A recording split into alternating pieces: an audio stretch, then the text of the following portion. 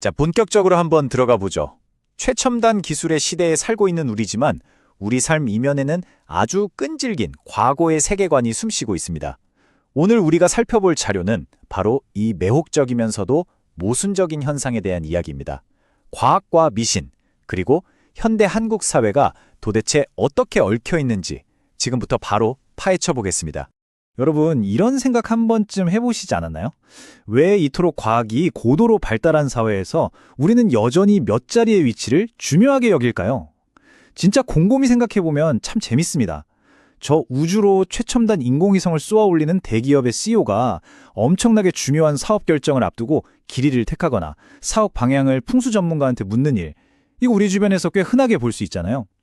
우리는 스마트폰으로 우주 저 멀리 있는 별자리를 관측하면서도 동시에 조상의 몇 자리가 내 미래에 영향을 미친다고 굳게 믿습니다. 이 역설적인 상황, 절대 단순한 우연이 아닙니다. 오늘 이 질문에 대한 아주 명확한 해답을 같이 한번 찾아가 보겠습니다. 첫 번째, 과학과 미신의 아이러니입니다. 겉보기에 완전히 상반되는 이 두 가지 세계관이 어떻게 현대사회에서 나란히 공존하고 있는지 그 역설을 먼저 짚어보겠습니다. 자, 여기서 정말 흥미로운 점은 우리 사회를 지배하는 두 거대한 흐름이 극명하게 대비된다는 겁니다. 한쪽에는 모든 걸 논리, 경험, 객관적인 데이터로 증명하려는 실증주의와 과학 만능주의가 굳건히 자리 잡고 있죠. 당연한 얘기 같죠? 그런데 반대쪽으로 한번 보세요. 분명 실증주의가 세상을 지배하는 것 같은데 풍수나 전복 같은 전통술수의 이른바 유령들이 여전히 우리 문화를 배회하면서 아주 깊은 영향을 미치고 있습니다.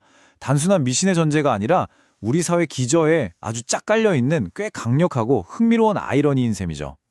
두 번째, 식민 통치와 술수의 기록입니다. 그렇다면 이 전통적인 관행들이 어떻게 현대까지 살아남을 수 있었을까요? 여기서 우리는 아주 충격적이고 놀라운 역사적 반전을 마주하게 됩니다. 시간을 1919년 일제강점기로 한번 훅 거슬러 올라가 보겠습니다.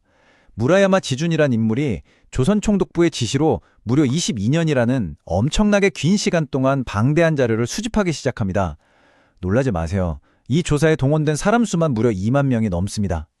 식민지 행정부가 도대체 왜 이렇게 어마어마한 인력과 시간을 쏟아부어가면서 조선의 풍수, 전복, 귀신 같은 전통신앙을 그토록 낱낱이 조사했던 걸까요? 지금 보시는 이 낡은 책들이 바로 당시 출간된 실제 보고서들입니다. 식민정부가 이렇게까지 꼼꼼하게 조선의 전통신앙을 체계화한 거요? 당연히 그 문화를 존중해서가 절대 아니었죠. 오히려 식민지 백성들의 정신세계를 아주 속속들이 파악해서 그 사상을 통제하고 지배하는 데 활용하려는 정말 치밀하고 다분히 정치적인 목적이었습니다. 참 역설적이게도 철저한 통제를 위해 기록된 이 방대한 자료들이 결국 한국의 전통신앙을 체계화하는 일종의 거대한 지침서로 남아버린 겁니다. 세 번째 주제, 엘리트층의 이중성입니다. 이런 뼈아픈 역사적 배경은 현대사회에 들어서면서 지식인과 엘리트층 사이에 아주 기막힌 인지적 부조화를 만들어냅니다. 자료를 보면 근대화 과정에서 독립신문을 비롯한 개화기 지식인들이나 서양 선교사들이 아주 명확한 프레임을 짰다는 걸 알 수 있습니다. 이들은 서구적인 합리성, 즉 새로운 세계관을 도입하기 위해 오랫동안 이어져온 한국의 전통사상들을 가차없이 미신으로 규정해버렸습니다. 무조건 타파해야 할 낡은 구습으로 몰아세운 거죠. 문화적 주도권을 주기 위해서 전통관행에 비과학적이라는 꼬리표를 강하게 붙인 겁니다. 그런데 여러분, 진짜 재밌는 포인트가 바로 여기입니다. 방금 보신 것처럼 겉으로는 서구적 합리성을 내세우며 풍수나 전복을 비과학적이라고 아주 공개적으로 비판하던 지배층이나 엘리트들 있잖아요. 정작 이면에서는 자신의 조상을 모실 명당자리나 집터를 알아볼 때 남몰래 풍수 전문가를 찾아갔다는 겁니다. 겉과 속이 완전히 달랐던 거죠. 이 엘리트들의 이중성만 보더라도 사실 이 풍수적 세계관이 단순한 미신을 넘어 사회적 의식처 밑바닥에 얼마나 단단하게 뿌리박혀 있었는지 아주 생생하게 보여주고 있습니다.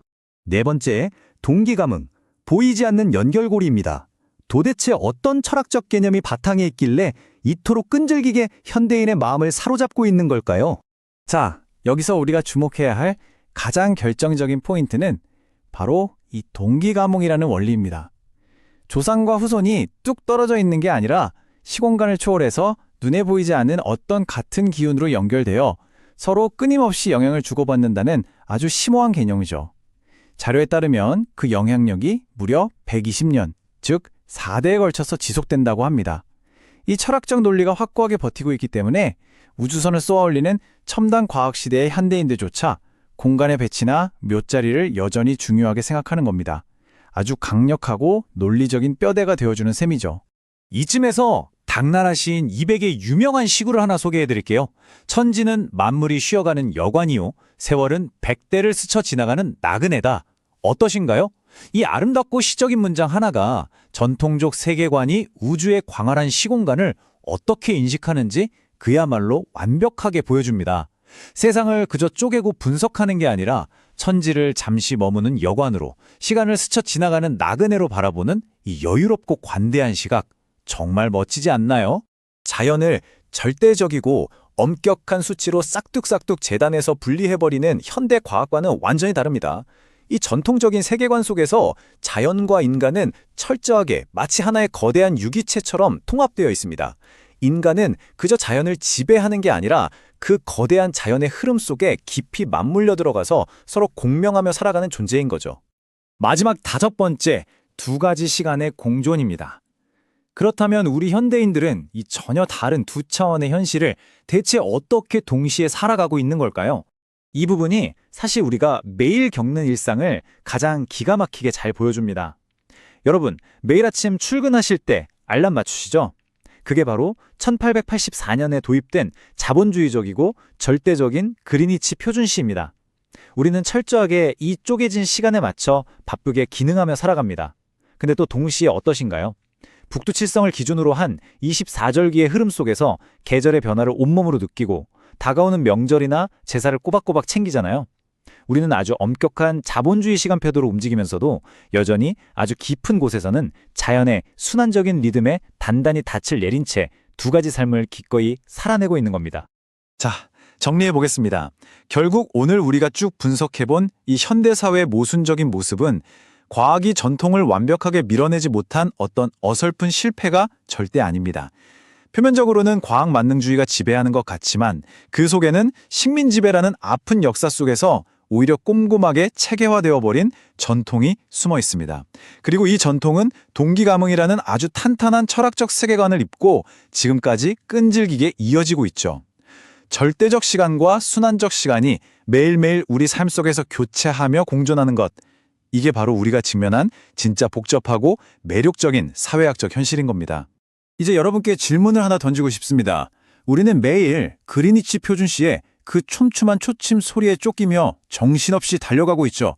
하지만 여러분, 일상 속에서 한 번쯤 멈춰서서 스스로에게 물어보셨으면 좋겠습니다. 과연 과거로부터 이어진 어떤 보이지 않는 연결고리들이 지금 이 순간에도 조용히 나의 삶과 미래를 빚어내고 있을까요?